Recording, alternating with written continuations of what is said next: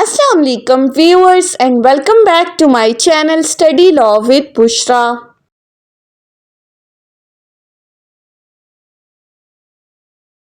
So in today's video we are going to discuss the topic of determination of age of juvenile under Juvenile Justice System Act 2018.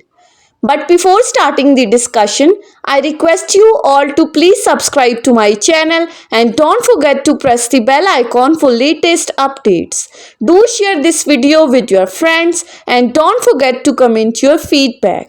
So let's move towards the discussion. This topic is explained under Section 8 of Juvenile Justice System Act 2018. अपनी last video में हमने finger tips lecture discuss किया था जिसमें हमने पूरा juvenile justice system act discuss किया था। आज के इस वीडियो में हम इस एक्ट के सेक्शन 8 के अकॉर्डिंग डिटेल से देखेंगे कि जुवेनाइल की एज किस तरह से डिटरमिन की जाती है। अब ये जो जुवेनाइल की एज का क्वेश्चन है ये बहुत ही ज़्यादा इम्पॉर्टेंट है। अब ये जुवेनाइल कौन है? क्या जुवेनाइल जस्टिस सिस्टम ऑर्डिनेंस 2000 या जुवेनाइल जस्टिस सिस्टम एक्ट 2018 से पहले पाकिस्तान में जुवेनाइल से रिलेटेड कोई लॉ मौजूद था? सो यस, हमारा क्रिमिनल प्रोसीजर कोड 1898 जो कि एक क्रिमिनल लॉ है उसके अंदर बाकायदा सेक्शंस, बाकायदा प्रोविजंस मौजूद थी जो कि इस जुवेनाइल्स के साथ डील कर रही थी।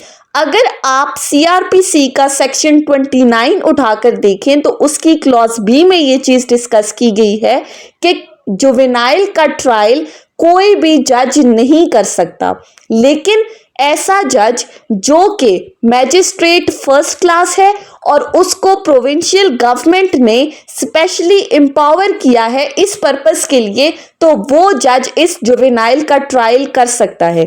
यानी कि कोई भी जज नहीं, बल्कि अगर ऐसा जज जिसको सिर्फ इस पर्पस के लिए पावर्स दी गई हैं तो वो जुवेनाइल का ट्रायल कंडक्ट कर सकता है।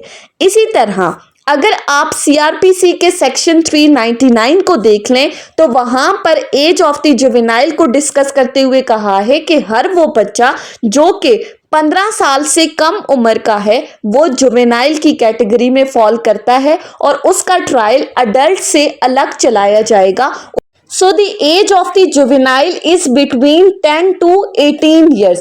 अब 10 इयर्स क्यों कहा है कि अगर आप पाकिस्तान पिनल कोड को उठाकर देखें तो वहां पर जो पहली एज लिमिट डिस्कस की गई है दैट इज 10 इयर्स, यानी कि 10 साल से कम उम्र बच्चा अगर कोई जुर्म करता है तो वो जनरल एक्सेप्शंस के अंडर फॉल करता है, उस पर किसी किस्म का कोई भी ट्रायल नहीं चलाया जाएगा, उसको कोई भी पनिशमेंट नहीं दी जाएगी। लेकिन उसके बाद ही अगर आप PPC का नेक्स्ट सेक्शन उठाकर देखें तो वहां पर एज लिमिट डिस्कस की गई है बिटवीन 10 to 14 इयर्स।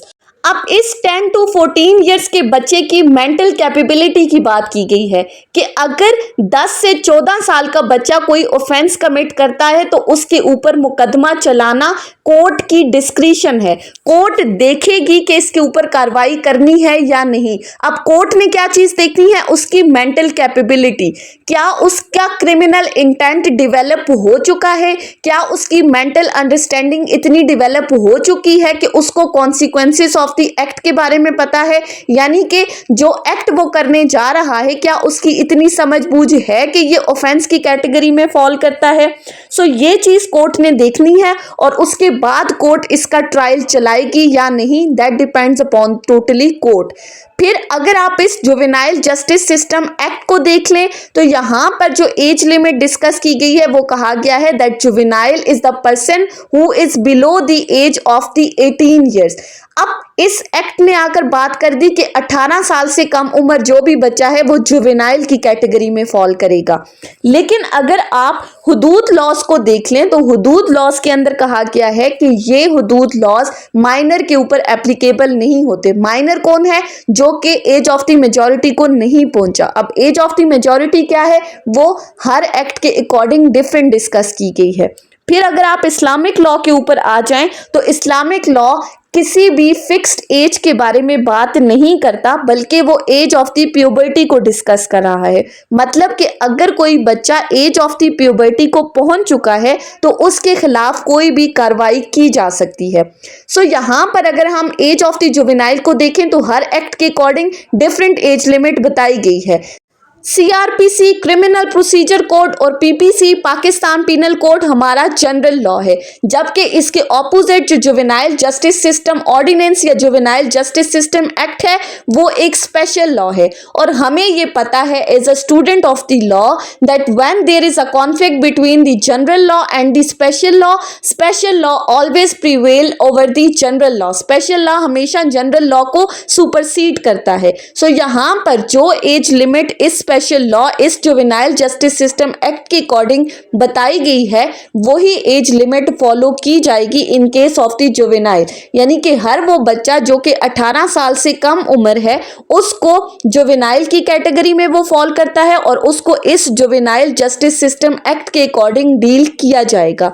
अब आ जाते हैं हम सेक्शन 8 के ऊपर कि इस जुवेनाइल की एज को डिटरमिन करने का तरीकाकार क्या है, कैसे पता चलेगा कि ये बंदा जुवेनाइल है, कौन कौन से फैक्टर्स हैं जो कि इसकी एज तक लीड करते हैं।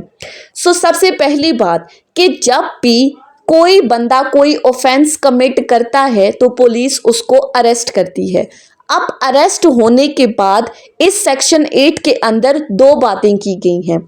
Number one is physical appearance of the person and secondly claim by that person. अब यहाँ पर हम जुवेनाइल की बात नहीं कर रहे, यानी कि कोई भी बंदा जिसने ऑफेंस कमिट किया है अगर पुलिस उसको अरेस्ट करती है और अरेस्ट करने के बाद अगर उसकी फिजिकल अपीयरेंस से ये चीज़ शो हो रही है कि ये बंदा अंडर 18 है और ये जुवेनाइल की कैटेगरी में फॉल करता है, या अगर उसकी फिजिकल अपीयरेंस से ये चीज़ नहीं पता चल रही लेकिन वो बंदा खुद ये क्लेम कर रहा है that I am the juvenile, that means I am below 18 years, so I should be tried according to Juvenile Justice System Act 2018।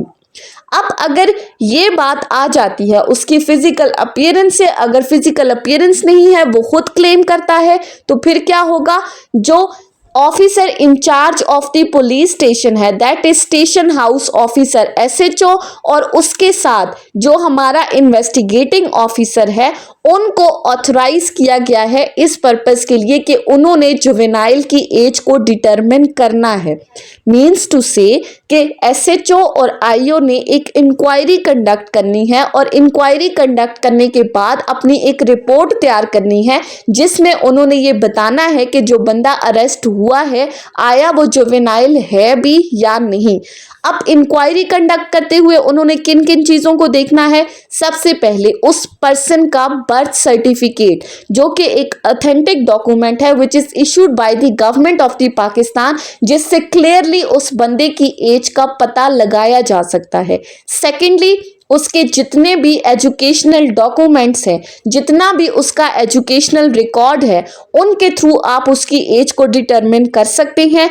And thirdly तीसरी चीज़ है अदर पर्टिनेंट डॉक्यूमेंट। अब अदर पर्टिनेंट डॉक्यूमेंट में हमारे पास क्या आते हैं, इंपॉर्टेंट डॉक्यूमेंट्स क्या हो सकते हैं, उस बंदे का नेशनल आइडेंटिटी कार्ड, जो उसका ID कार्ड है, वोटर लिस्ट है, उसका पासपोर्ट वगैरह है, उसके थ्रू भी उसकी एज को डिटरमिन किया जा सकता है। अब अगर let's suppose birth certificate, educational record या अदर इंपॉर्टेंट डॉक्यूमेंट से उसकी एज डिटरमिन नहीं हो रही, SHO और IO ये चीज़ डिटरमिन नहीं कर पा रहे कि इस बंदे की एज क्या है, तो फिर ऐसी सूरत में ये SHO या ये IO मूव करेंगे मेडिकल एग्जामिनेशन की तरफ। यानी कि उस बंदे का बाकायदा एग्जामिनेशन, मेडिकल एग्जामिनेशन उसका मुआयना कराया जाएगा, मेडिकल ऑफिसर से करवाया जाएगा। मेडिकल ऑफिसर कौन है इस एक्ट के अकॉर्डिंग, हम डेफिनेशन क्लॉज में डिस्कस कर चुके हैं that you were one who is working at the government hospital, वो इस पर्सन का मेडिकल एग्जामिनेशन करेगा जिसको हम ऑसिफिकेशन टेस्ट कहते हैं। ये बोन से रिलेटेड एक टेस्ट होता है जिसके थ्रू पर्सन की एज को डिटरमिन किया जा सकता है। अब इस ऑसिफिकेशन टेस्ट की डिटेल में हम नहीं जाएंगे, लेकिन आपने सिर्फ इतना याद रखना है कि जब बर्थ सर्टिफिकेट, एजुकेशनल रिकॉर्ड या आईडी कार्ड के थ्रू किसी पर्सन की एज डिटरमिन नहीं होती तो फिर उस पर्सन का ऑसिफिकेशन टेस्ट कराया जाता है और उस बोन टेस्ट के थ्रू उसकी एज को डिटरमिन किया जाता है।